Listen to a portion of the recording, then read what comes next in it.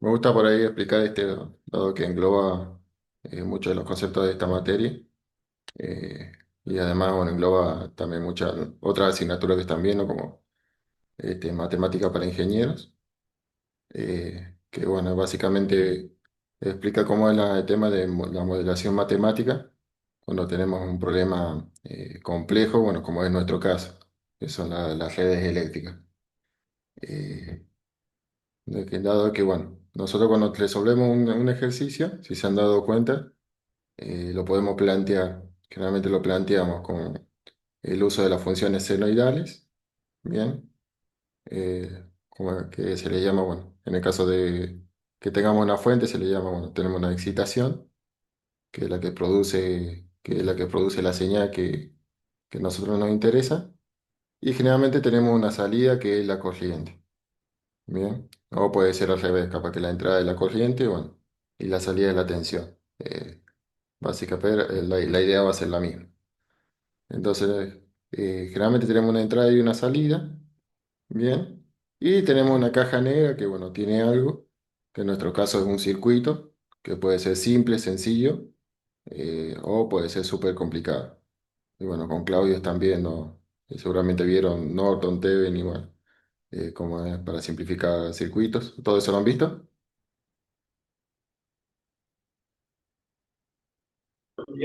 Sí, profe. Nosotros ahora estamos por cambiar de dispositivo, ¿sabe? Así somos varios compañeros más y Ajá, de así 10. que cambiamos de dispositivo, ¿sí? Buenísimo. De Ponemos la 10. tele, digamos. Ah, espectacular. De 10. Bien, entonces, cuando tenemos esos sistemas, ¿qué es lo que hacemos? Lo podemos resolver. Una forma de resolverlo es trabajando lo que se llama en el dominio del tiempo, porque nuestra variable independiente va a ser el tiempo. Bien. Y bueno, ven que en ese caso vamos a trabajar con ecuaciones diferenciales. Bien. O puede incluso ser íntegro diferenciales, con integral y derivada. Entonces, bueno, lo cual se complica, se puede trabajar. Ustedes en análisis matemático han trabajado con eso y bueno, ven que por ahí suele ser tedioso incluso con ejercicios sencillos. Entonces, esa es una forma de resolverlo. Obviamente, bueno, si, mientras más complicado sea el sistema, más difícil va a ser resolver el problema. O incluso puede llegar a ser imposible. ¿Cuál es la otra forma de trabajarlo? Lo que se hace es una transformación, una conversión, para trabajar, en vez de trabajarlo en el dominio del tiempo, se lo trabaja en el dominio de la frecuencia. Ahí es donde entran los fasores, ¿bien? Y por eso es que en vez de trabajar con funciones senoidales y cosenoidales con el tiempo, ya trabajamos con lo que son los fasores, ¿bien? Y ahí entramos a trabajar con el módulo y el ángulo o bueno, la parte real y la parte imaginaria. Bien, entonces en este caso ya estamos trabajando en el dominio complejo, bien, y eso lo que hace es que nos simplifica, ya nos simplifica las cuentas porque ya en vez de tener que trabajar con estas funciones que se complica poder trabajar con ellas, ya estamos trabajando con ecuaciones algebraicas, si se fijan. Ya no tenemos senos ni cosenos, sino ya tenemos suma, restas, multiplicaciones, divisiones. Incluso, bueno, si lo trabajamos por ahí en coordenadas polares, eso también, el tema de la multiplicación y división se nos hace mucho más sencillo incluso. Eh, entonces, eso nos simplifica mucho la tarea. Básicamente, bueno, por eso es que en esta materia, bueno, incluso en toda la otra que van a ver, se trabaja, bueno, con el tema de los fasores. Y esto, bueno, está muy relacionado con todo lo que vamos a ver ahora, con todas las unidades, sobre todo, bueno, lo que es método de componente simétrica, que es desbalancear, todo eso está relacionado, bueno, con toda esta parte. Y esto, bueno, son básicamente los operadores cómo sería la transformación de esos operadores. La derivada, que pasaría a ser una variable d, bueno, que cuando en matemática de ingeniero a esa variable d básicamente el operador s de Laplace, que eso básicamente si se trabaja en el dominio complejo va a ser j omega. y la integral es 1 sobre D o bueno, va a ser 1 sobre S. Todo eso lo vieron en matemática, ¿no? Matemática para ingeniero. Sí, profe. Va. De 10. Espectacular. No, Entonces, profe, todavía no lo vimos a eso. ¿no lo vieron? Bueno, No, es el próximo tema, creo que es el que sí. perfecto. Claro, capaz que primero le hacen toda una demostración con serie de Fourier, bueno, para llegar a eso. Bien, entonces, bueno, y básicamente lo que hacemos es obtener la corriente, bien, que esta sería la forma fasorial, bien, como la corriente, bueno, igual a la tensión sobre a esto le llamamos impedancia, y si lo pasamos a la respuesta temporal, bueno, va a ser de esta forma. ¿Se entiende esto, no?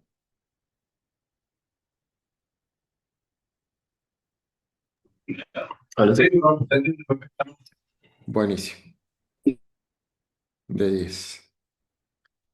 Bueno, acá le tengo algunas simulaciones, como para poder verlo. A ver, ahí está. Eso sería básicamente el fasor, que es básicamente un vector giratorio. Y bueno, lo que se hace básicamente es recomponerlo en la parte real y la parte imaginaria. Y si se fijan, bueno, tanto la parte real y imaginaria va oscilando, ¿bien? Oscila tanto en un valor máximo positivo, un valor mínimo negativo, y lo mismo la parte real, ¿bien? En la próxima simulación vamos a ver que eso tiene un comportamiento senoidal, que bueno, ahí es donde se vincula con lo que hemos visto recién. A ver, vamos. ¿Se ve bien la simulación? Sí, profe. Buenísimo. A ver, aquí está. En esta ya dibujo las proyecciones. Esta es la proyección, acá está al revés. Bueno, esta es la proyección imaginaria y esta es la proyección real. Bien, entonces, básicamente acá lo que estoy dibujando, bueno, es cómo va variando este valor. Lo dibujo acá y cómo va variando este valor, lo dibujo acá.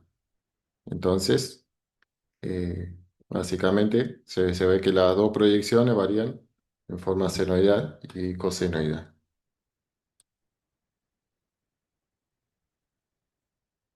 Bueno, eso es importante porque ahora lo que vamos a ver es, nosotros nos habíamos quedado en circuitos magnéticos con corriente continua, entonces en ese momento, bueno,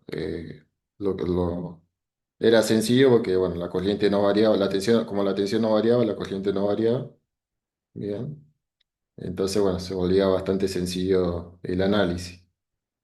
Ahora, cuando tenemos corriente alterna, ya se complica porque, bueno, ya tenemos que considerar lo que se llama lazo de histéresis, que es lo que vamos a ver ahora. Acá, bueno, básicamente, ¿qué es lo que está representado? Esta sería la parte lineal del lazo de histéresis, si se acuerdan, hace una cosa así, como si fuera una Z, ¿bien? Y en una parte es muy similar a una línea recta, ¿bien? Entonces acá está sometido a una inducción y acá está sometido a un campo magnético. Y aquí, bueno, si vieron, las dos son muy similares, como en una línea recta, las dos eran muy similares. Acá ya estamos trabajando en la saturación, si se fijan. Y ahora la parte lineal era acá en el medio, pero ahora estamos trabajando con saturación. Entonces, si nosotros aplicamos una inducción senoidal y vamos a tener un campo magnético que no va a ser senoidal. Y si se fijan ahí, tenemos una deformación. Bien, producto del campo, producto este, de esa deformación. Bien, y en este caso ya tenemos, si se fijan, ¿qué es lo que ha pasado acá? Tenemos un área que ha ido aumentando. Antes no tenía área, bien, ahora el área se ha incrementado, entonces hemos tenido una mayor deformación.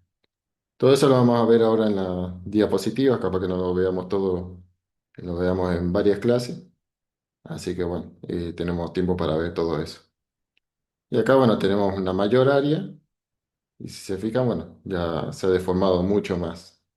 Bien, antes era senoidal, ahora sigue siendo periódico, pero no se parece nada a una senoidal. Bien, entonces todo eso lo vamos a ver un poco en esta clase y lo vamos a continuar en las siguientes clases. ¿Vieron bien la simulación?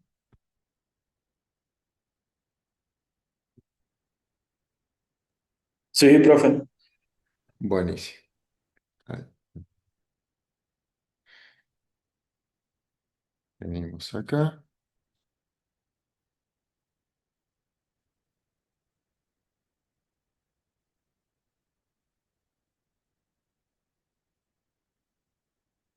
Bueno, entonces ahora lo que vamos a ver es circuito con flujo variable. Que lo que vamos a ver, bueno, son las pérdidas por histéresis y corrientes parásitas. Inductor real alimentado con una corriente alterna. Determinación, bueno, no sé si veamos todo eso hoy, pero veremos seguramente alguna parte. Determinación de la potencia y factor de potencia, deformación de corriente, circuito equivalente y diagrama vectorial de un inductor. Todo esto incluso, bueno, lo he ido subiendo, tengo un video completo de toda esta parte, subido en el canal de YouTube, y también lo estoy subiendo fraccionado, en videos más cortos de 5 minutos, 10 minutos o 15. Así que, bueno, si van al canal, pues pueden ir viendo los videos para ir adelantando y viendo todo lo que se va explicando y repasando, se puede ir viendo ahí. Incluso, bueno, esta clase también la estoy grabando para subirla también, la voy a subir completa. Y bueno, también la puedo subir fraccionada. Sí,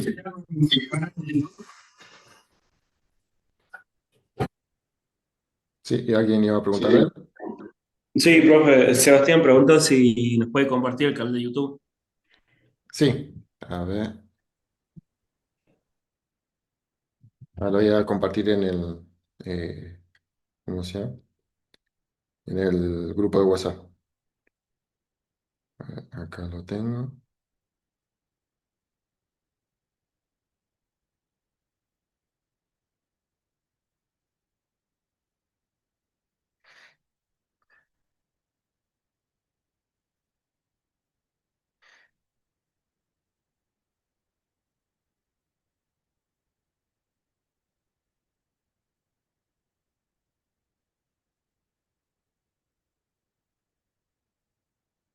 Ahí lo compartí en el grupo de WhatsApp.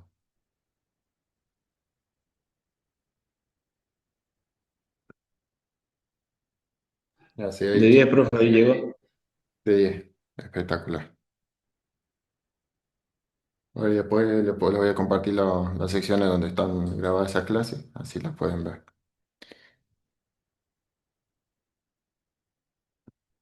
Bien, entonces esto es lo que hemos visto en las últimas clases, que ha sido, no sé si hace un mes o un poco más, eh, o, o hace varias clases, eh, que bueno, que es cuando teníamos la magnetización, bien, esto es lo que hemos visto en las gráficas, que si nosotros aplicábamos entonces el campo magnético, entonces se produce la alineación de los dipolos, si el material no tiene magnetización, están todos desordenados.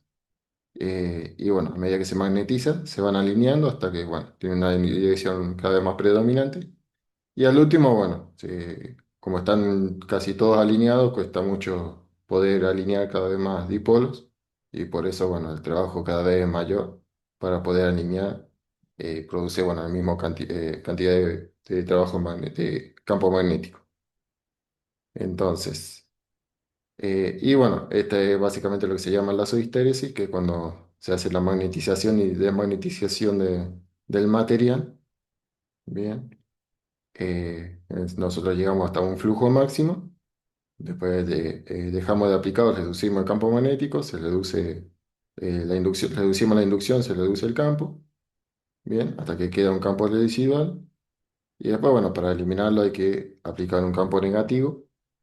Y bueno, ahí estamos en la parte negativa este, Estamos en la parte negativa del campo magnético. Eh, Bien. Y entonces nosotros si le aplicamos entonces una corriente alterna, ¿qué es lo que va a pasar? Hemos visto en el video que recorremos básicamente este lazo. Bien, nos estamos moviendo por este lazo de aquí. Bien. Y lo que vamos a ver en las siguientes clases es que esta curva básicamente define un área, que el área de esta curva nos va a dar lo que son las pérdidas por histéresis por unidad de volumen. Si nosotros calculamos de alguna forma esta área, eso nos daría la pérdida debido a este ciclo de histéresis, que es lo que estamos viendo acá. Bien, básicamente esta área, el área de este lazo, nos define lo que son las pérdidas por histéresis, que es básicamente la integral curvilínea cerrada, bien, del campo magnético diferencial, bueno, inducción magnética. Entonces, ¿qué sería toda esta área de acá? Que bueno, esto es álgebra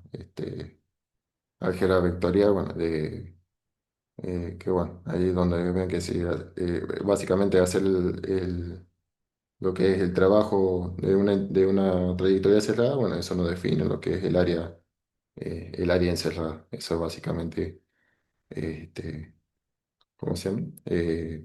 Álgebra matemática. Y bueno, entonces esta área básicamente proporciona a las pérdidas por histéresis. Eso, bueno, como vamos a ver, no es sencillo de calcular, como no hay una ecuación que nos defina esta curva. Si hay, bueno, sí hemos visto para los ejercicios una ecuación aproximada para lo que es eh, la curva intermedia de magnetización que hemos usado para los circuitos, bien, que es la que nos define aquí. Esa sí se puede aproximar, pero bueno, este lazo de histéresis por ahí no es sencillo. Por eso van a ver que hay ecuaciones por ahí empíricas o semiempíricas con las cuales se pueden usar para trabajar. Bueno, este es básicamente cómo se resuelve un circuito magnético. Bien. Acá, bueno, sí se puede seguir aplicando lo que es la ley de Hawkinson. Se puede calcular, bueno, la reluctancia. Aunque bueno, por ahí es más práctico usarlo a esto cuando estamos en la zona lineal. Bien, si estamos en la zona lineal, podemos usar o sea, es mucho más sencillo usar la reluctancia. Si estamos en la zona de saturación, se puede usar, pero ahí es más práctico usar o la ecuación que hemos visto en los ejercicios anteriores, o usar, bueno, la curva del material, si la disponemos. Bien, esto es como básicamente el procedimiento para poder resolver un problema. Esta ecuación bueno, la tengo demostrado al final, que básicamente para encontrar la tensión eficaz a partir del flujo máximo. Esto se obtiene a partir de desarrollo matemático con la ley de Faraday-Lenz, ¿bien? Y considerando bueno, la ecuación de la tensión, senoidal de la tensión. Con eso se puede demostrar esto. Por ahí si hay tiempo hoy se verá y si no, bueno, lo veremos en las próximas clases. Y bueno, en estas se ve que es proporcional esa tensión es proporcional a la frecuencia, n es el número de vueltas, este es el flujo máximo, ¿bien? El flujo máximo al que llegamos, o sea, este punto C. Ese punto C nos define una inducción máxima, ¿bien? Entonces, esa inducción máxima va a ser proporcional a ese flujo máximo. Y a partir de la tensión podemos calcular el flujo. Bien, podemos aquí, si tenemos la tensión, podemos despejar el flujo máximo. Con el flujo máximo podemos obtener la fuerza magnetomotriz y con la fuerza magnetomotriz podemos obtener la corriente. Esa es sería la forma de resolver el circuito. Entonces, lo que vimos recién, vimos que básicamente eh, la energía perdida o la potencia perdida del ciclo de histéresis va a ser proporcional a lo que es el área de la curva, ¿bien? Que estaba definida como la integral curvilínea cerrada de h diferencial b. O la potencia la podemos definir si multiplicamos esa energía por la frecuencia, ¿bien? O sería dividir esto por el tiempo. Eso eh, nos daría la frecuencia por el volumen, por la integral curvilínea cerrada del campo magnético o del área del ciclo. Y bueno, expresándolo en forma más sencilla, sería la frecuencia por el volumen por el área de ciclo. Y de lo que se ve acá es que no depende de la forma de onda, de la fuente de alimentación, ¿bien? Eh, pero sí depende de la inducción máxima, de la frecuencia y de la permeabilidad. Como la permeabilidad la tenemos incluida aquí, en lo que es el campo magnético, sí va a depender, bueno, de la permeabilidad del material. Pero bueno, como acá estamos circulando en lo que es este lazo, en este caso generalmente lo estamos estudiando para lo que es ondas senoidales, y del único que dependemos es de la frecuencia, ¿bien? Pero como acá no estamos haciendo básicamente un trabajo estamos calculando el trabajo que estamos haciendo en esta curva, ¿bien? Entonces no va a depender, como que no depende de la forma de onda, es que bueno, podemos tener cualquier otra cosa, quizás un diente de sierra o alguna otra señal, y bueno, no nos va a afectar, porque bueno, lo único que nos interesa acá es el área de la curva. O sea, será más complicado o más fácil calcular el área, pero en definitiva, el área esta, si tenemos una inducción máxima igual, va a ser la misma. De lo único que nos va a afectar es con qué frecuencia estamos haciendo ese recorrido. Es decir, con qué rapidez, si lo estamos recorriendo rápido, bien, si lo hacemos muy rápido o si lo hacemos muy lento. De eso es lo único que depende. Es qué tan rápido hacemos este recorrido, qué tan lento y a qué valor máximo llegamos, porque eso nos define eh, el tamaño del ciclo y por lo tanto el área encerrada por la curva. ¿Se entiende eso?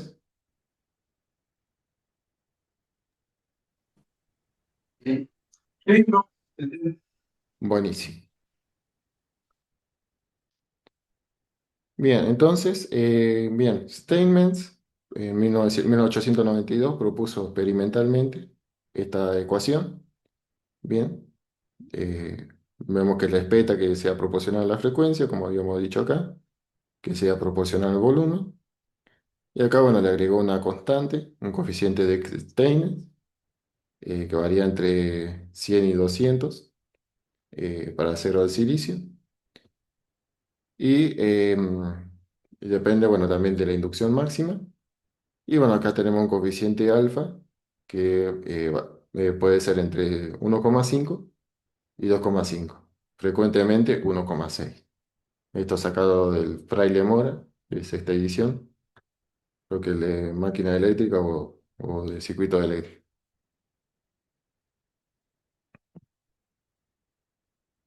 Y aquí entramos en lo que son las pérdidas por Foucault. Bien, acá ya terminamos lo que es las pérdidas por histéresis, que era por recorrer lo que es el lazo, la curva de magnetización. En este caso, las pérdidas por Foucault tienen que ver con la magnetización, aunque bueno, no es eh, propiamente por el lazo de histéresis, que en este caso es nosotros, por la ley de Faraday-Lenz, si nosotros variamos lo que es, eh, si tenemos una tensión de corriente variable, entonces, ¿qué es lo que se produce por la ley de Faraday-Lenz?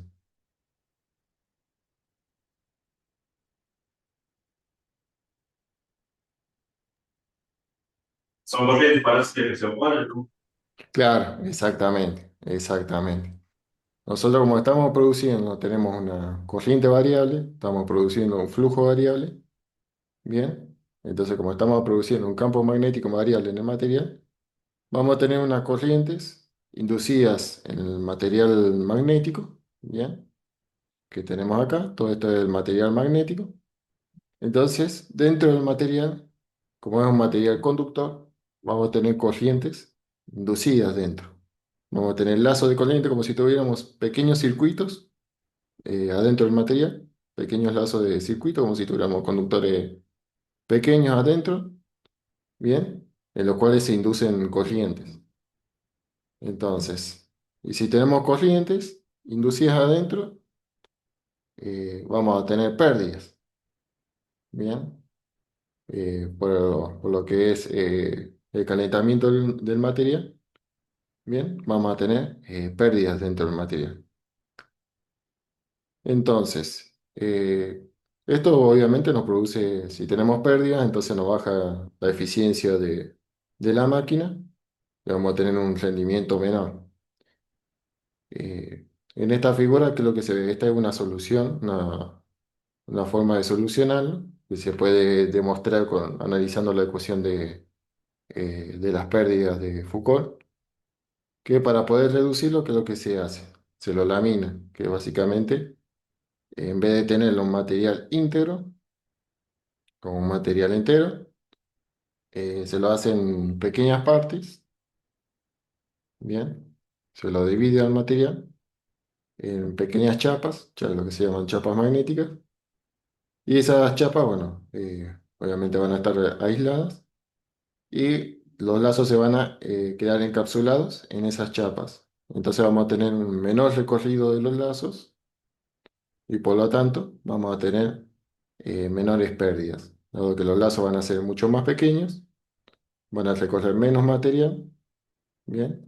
Entonces eso nos incrementa mucho la eficiencia de la máquina. Vamos a ver que creo que depende cuadráticamente de esa longitud del lazo. Entonces, si nosotros, depende o cuadráticamente del espesor de la chapa. Entonces, si nosotros reducimos eso a la mitad, eh, se reducía 4 veces. Eso si nos da tiempo lo vemos ahora. Vamos bien con el tiempo. Y bueno, esto es básicamente cómo se analiza ese circuito, minicircuito dentro de la chapa, que lo que se hace es proponer un lazo, bien, un pequeño lazo, bueno, con un ancho diferencial I, bien, con una altura, bueno, un eje X de I. Tenemos el campo magnético Bm por el coseno de omega t. Y se le propone, bueno, una longitud L, que para simplificarlo, esa L se lo considera 1 para poder simplificar la ecuación y quede un poco más corta. Aunque, bueno, bien se puede considerar un L de cualquier dimensión. Un ancho B, bien. Y una altura H, una altura A.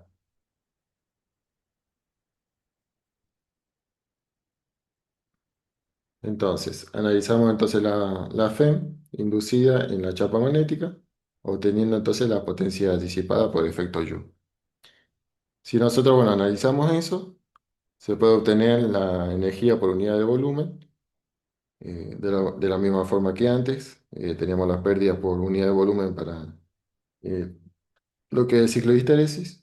En este caso tenemos las pérdidas por unidad de volumen para lo que son las pérdidas por corriente parásita o de Foucault. Entonces, en este caso depende de pi cuadrado, la frecuencia al cuadrado, la inducción máxima al cuadrado, el espesor de la chapa A al cuadrado, y esta es la resistividad. La resistividad sobre 6. Que acá, bueno, tenemos varias cosas que son constantes, entonces la podemos agrupar en una constante KF, bien, así nos queda un poco más sencillo. Y nos queda, bueno, esta expresión, como KF por la frecuencia al cuadrado, la inducción máxima al cuadrado, el ancho de la chapa al cuadrado, y la resistividad. Entonces, tenemos KF pi cuadrado sobre 6. El volumen, bueno, va a ser A por B por L, o A por B. y bueno, en este caso se consideró uno la unidad para poder simplificarlo. Entonces, bueno, note que las pérdidas son proporcionales al cuadrado del ancho de la chapa. Entonces, bueno, es lo que hemos visto recién. Si nosotros reducimos el ancho de la chapa a la mitad, como es cuadrático, bien, si esto fuera A sobre 2, bien, entonces, como es cuadrático, ven que se reduce 4 veces. ¿Se entiende? Sí, profe. Buenísimo. Y bueno, si nosotros graficamos como en la curva de pérdidas para distintos materiales, tenemos para chapa magnética laminada en caliente y chapa magnética laminada en frío. Bien, o sería watt por kilo. También en este caso, bueno, lo hemos trabajado por unidad de volumen, pero bueno, también se puede trabajar por unidad de peso. Cuestión de ver cuál es la densidad del material que estamos trabajando, se lo multiplica y bueno, y ahí con eso se lo puede pasar a unidad de peso. Entonces, esto es con chapa laminada magnética laminada en caliente y chapa magnética laminada en frío.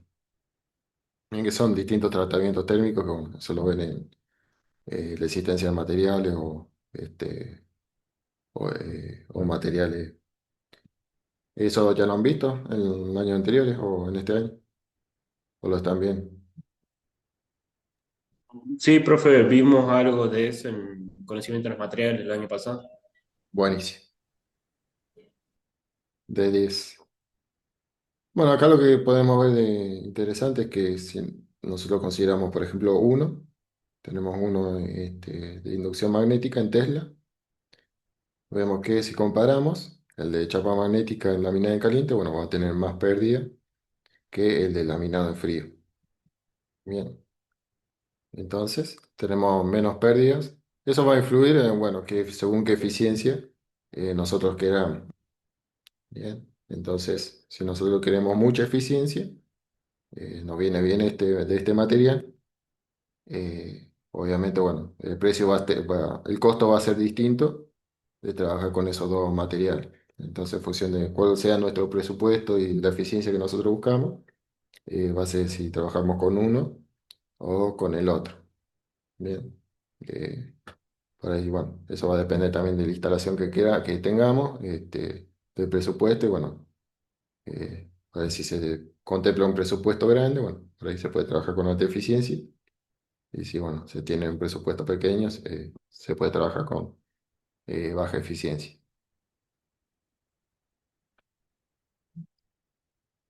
Bien, y acá tenemos, bueno, lo que es un análisis. Esto por ahí es bastante denso, capaz que veamos una parte hoy eh, o repasemos alguna parte de la próxima clase. Que es básicamente lo que vamos a hacer ahora es analizar qué ocurre si tenemos caso completamente ideal, que es el núcleo, trabajando solamente con la parte lineal del núcleo, bien, que era básicamente la línea recta, y si no tenemos pérdida, o sea, si el área de ese lazo es cero, si no tenemos absolutamente ninguna pérdida, ¿qué es lo que pasaría? Bien, un análisis va a ser ese, si estábamos trabajando en la parte lineal. Y bueno, vamos a hacer combinaciones de eso, lineal y sin pérdidas, lineal con pérdidas, saturado sin pérdidas y saturado con pérdidas. O sea, vamos a ver esos cuatro escenarios. Por ahí el más sencillo, el más simplificado, es que tengamos lineal y sin pérdidas. Ese caso va a ser el más sencillo y el más simplificado.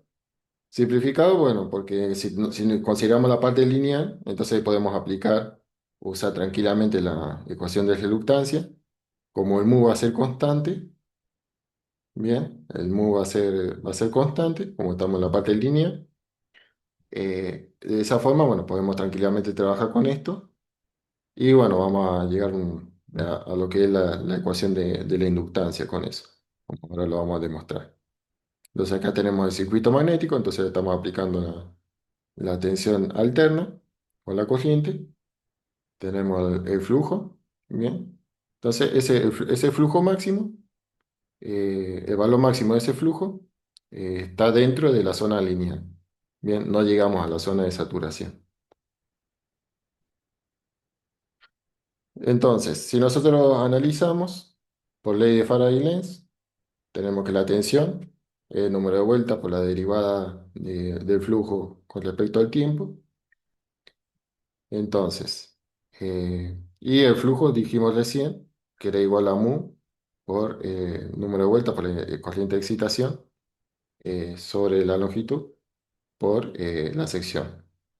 Entonces eso lo podemos reemplazar aquí. Bien, si se acuerdan, eso lo hemos demostrado acá, que el flujo es igual al mu. Bueno, por todo esto, lo reemplazamos aquí. Como, bueno, todo es constante, excepto la corriente. La corriente de excitación es lo único variable en el tiempo. Todo lo demás es constante. Mu dijimos que era constante. N es constante, la sección es constante, la longitud es constante. Entonces la única derivada que nos queda es la corriente de excitación. Y a eso lo podemos comparar. Las dos formas de escribir la ley de Faraday-Lenz es una es esta, con el flujo, con la derivada del flujo.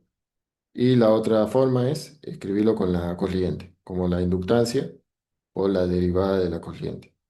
Entonces podemos escribir las dos formas, podemos comparar. Bien. Y de aquí podemos, si nosotros igualamos, nos va a quedar.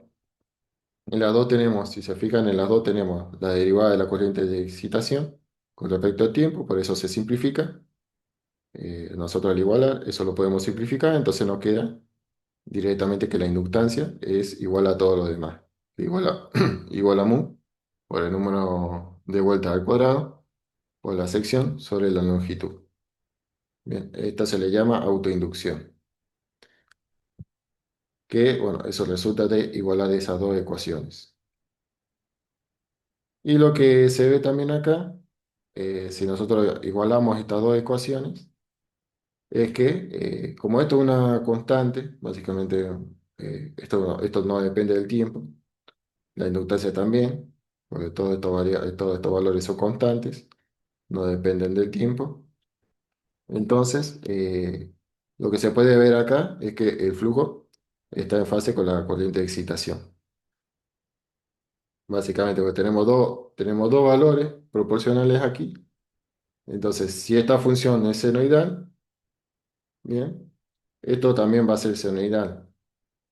Bien. Y como no tenemos acá nada, nada que nos produzca un desfasaje, o sea, lo único, esto lo podemos demostrar gráficamente, de que como mucho se va a afectar, o sea, van a ser las dos en fase y como mucho van a tener distinto valor máximo, o sea, distinta amplitud, pero las dos deberían estar en fase.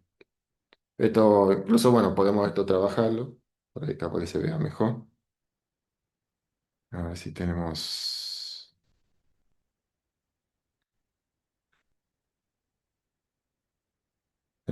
n diferencial flujo.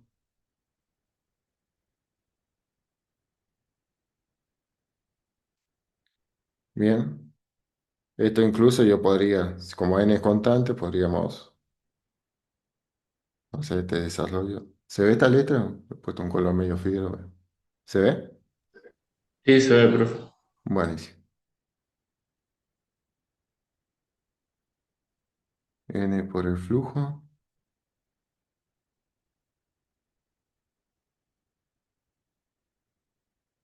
Bien, entonces, y tenemos acá, de la misma forma, vamos a tener la derivada respecto del tiempo de L por la corriente.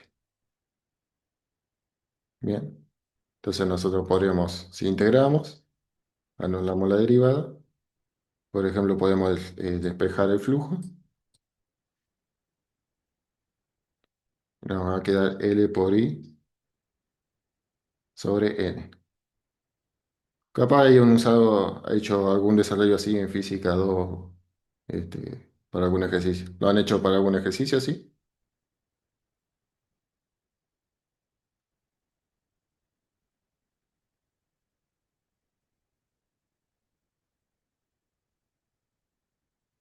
Bueno, entonces, acá lo que quiero llegar es que tenemos, si el flujo entonces es en función del tiempo, tenemos que la corriente es en función del tiempo, ¿bien? Y acá tenemos, esto es un valor proporcional, o sea, esto le podemos decir K, si queremos.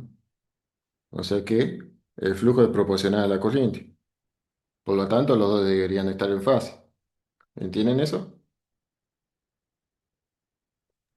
Sí, profe. Buenísimo. Eso se puede demostrar gráficamente. O sea, si nosotros, por ejemplo, graficamos la corriente, como tenemos una constante proporcional, supongamos que el flujo, bueno, supongamos que sea más grande. Entonces va a ser más grande o más chico, pero en frecuencia, en desfasaje no va a afectar. Entonces, por lo tanto, las dos van a estar en fase. Esto, bueno, es importante, esta conclusión es importante, dado que, bueno, esto no va a afectar si nos, ahora vamos a ver el diagrama fosiliar, para borrar eso,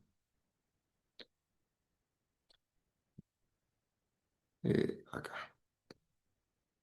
a ver ahí está, se puede borrar así.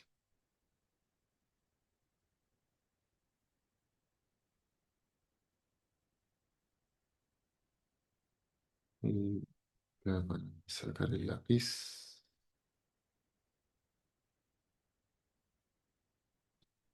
Mm, ok, está, no, todavía no.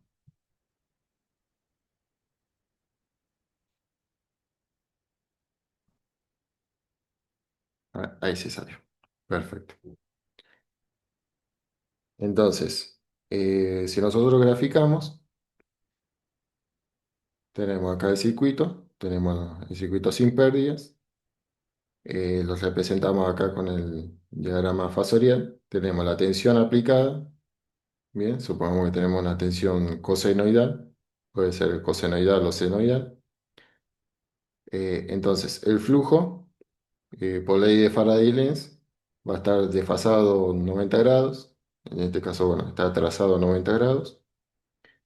Y la corriente de excitación, representado en forma fasorial, va a estar en fase con el flujo. Bien, va a ser más grande o más chico, más grande o más chico, pero va a estar en fase y en la misma dirección, como los dos coeficientes son positivos, n es positivo y l es positivo, por lo tanto los dos tienen que estar en la misma dirección y sentido.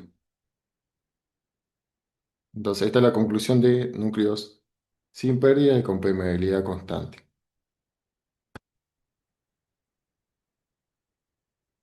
Bien. Núcleos con pérdidas y permeabilidad constante. Capaz que nos dé tiempo para ver este. En este caso, tenemos pérdidas en el hierro. Bien. Pero bueno, seguimos con la permeabilidad constante, o sea que estamos en la zona lineal todavía. Y en este caso, bueno, ¿qué es lo que va a ocurrir? Vamos a tener una pérdida, la pérdida en el hierro, bien, como es por efecto calentamiento, o sea, básicamente lo que se produce, la pérdida en el hierro, que se le considera lo que es la pérdida por Foucault, bien, que eso no produce calentamiento, y en ese caso, en ese caso, como es pérdidas por calentamiento, son pérdidas activas. Bien, si se fija acá tenemos una potencia activa. O sea, tenemos la potencia aparente, V por I, por el coseno de phi, que es bueno, el factor de potencia. Bien, entonces tenemos, estas son las pérdidas activas. Por lo tanto, bueno, de acá podemos, si analizamos la corriente, tenemos que la corriente por el factor de potencia o el coseno de phi, nos da lo que son las pérdidas en el hierro. Bien. Y lo que es la corriente por el seno de phi Eso nos da las pérdidas por magnetización, por producir el campo magnético. Bien, que está básicamente por el hecho de ir alineando los dipolos. Entonces, la pérdida por magnetización va a ser la corriente por el seno de phi, y las pérdidas en el hierro va a ser la corriente por el coseno de phi. Entonces, si nosotros la sumamos, nos va a dar, este, nos va a dar lo que es la corriente de excitación. Si lo sumamos en valores complejos, bien, nos va a dar la corriente total, que es la que tenemos acá. Y podemos calcular lo que es la resistencia en el hierro, como la tensión aplicada, como las dos están en paralelo, podemos calcular la resistencia como la tensión sobre la corriente, y la reactancia magnetizante sería la corriente, la tensión sobre la corriente magnetizante. Bien, entonces de esta forma nosotros representamos un circuito que puede ser un transformador o incluso un motor. Podemos representarlo considerando las pérdidas en la zona lineal, ¿bien? Considerando la resistencia por la pérdida en el hierro y la reactancia de magnetización. Eh, y si se fijan acá, como tenemos ya la corriente por las pérdidas, ¿bien? Se nos agregó esto. Ante esto, esta corriente de excitación estaba aquí, ¿bien? Que era como acá. Si se fijan, antes teníamos, como no teníamos pérdida, lo que nos representa pérdida es todo lo que está en fase con la tensión, ¿bien? Todo lo que sea pérdida por calentamiento está en fase con la tensión, ¿bien? Entonces, como se nos añade eso, esta corriente, que antes estaba en fase, cuando no teníamos pérdidas, ahora está desfasada, ¿bien? Tiene un pequeño desfasaje, que es el que se muestra acá. Bien, ya esto no va a ser a 90 grados como vimos recién, antes esto era 90 grados, entonces en este caso ya no va a ser 90 grados, va a ser menos, y por lo tanto esta corriente ya no va a estar en fase con el flujo como vimos recién. Y bueno, el modo de la corriente lo podemos calcular con Pitágoras, bien, como la corriente en el hierro, más la corriente de magnetización, suma cuadrática de los dos, raíz cuadrada, podemos obtener la hipotenusa. Y bueno, el factor de potencia lo podemos calcular con la corriente en el hierro sobre eh, acá sería la corriente de excitación. Acá esto hay que arreglar. Eh, Acá esto adyacente sobre hipotenusa, sí, corriente de excitación. Bien. eh, entonces con eso se puede calcular el factor de potencia. Y bueno, podemos cortar acá. Bueno, lo que sigue es núcleo saturado sin pérdidas y núcleo saturado con pérdidas, que es lo que vamos a ver, que es lo que vamos a ver en las próximas clases. Podemos ver de vuelta la simulación para afianzar lo que hemos visto ahora y bueno, y ahí terminamos, que es lo que hemos visto acá. Esta es básicamente la zona lineal que vimos recién. Bien, entonces nosotros hemos analizado esta parte, cuando estamos acá dentro de la zona lineal. Bien, que si se fijan acá, la onda de entrada y de salida están en fase. Bien, si esto es con área cero, las dos están en fase y son muy similares.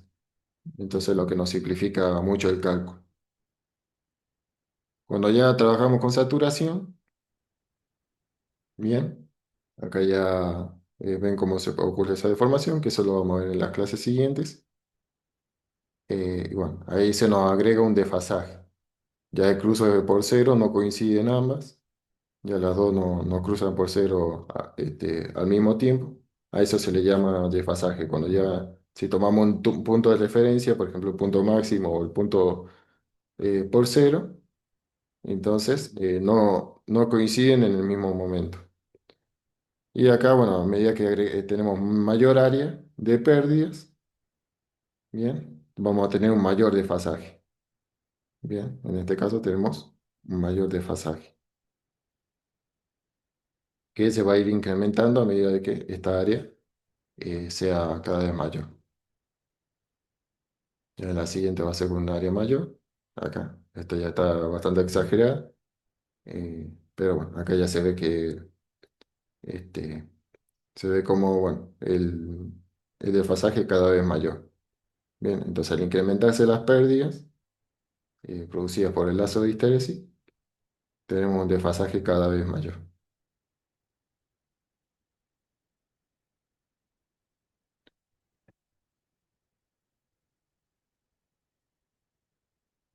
Buenísimo. ¿Se entendió?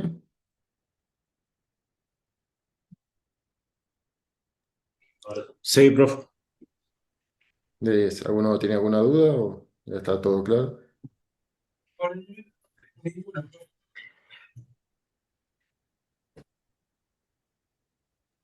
No, profe, por ahora no hay ningún. Buenísimo. Bueno, ya en las próximas clases se va a ver bueno, lo que queda, que es lo que son el análisis cuando ya tenemos pérdidas, tenemos saturación y bueno, algunos de los desarrollos de demostraciones de las ecuaciones que hemos visto. Y bueno, con eso se le haría el tema 4. Bueno, después lo que queda de los temas que quedan, queda inductancia mutua, ese era el tema 6 creo. Eh, y queda, bueno, hay redes, ¿cómo se llama? Redes desbalanceadas. eh, y cortocircuito. Cortocircuito trifásico y, bueno, cortocircuito monofásico, bifásico, bifásico tierra. Y, bueno, todos esos son los temas que quedan para ver. Y, bueno, veremos algunos ejercicios de alguna de esas unidades, bueno, los que den tiempo. Así que eso es lo que queda. Bueno, si no queda ninguna duda, bueno, cerramos la clase aquí. Bueno, profe. Bueno, Bien, profe. nos vemos en la próxima Chao. clase. Chao, hasta luego.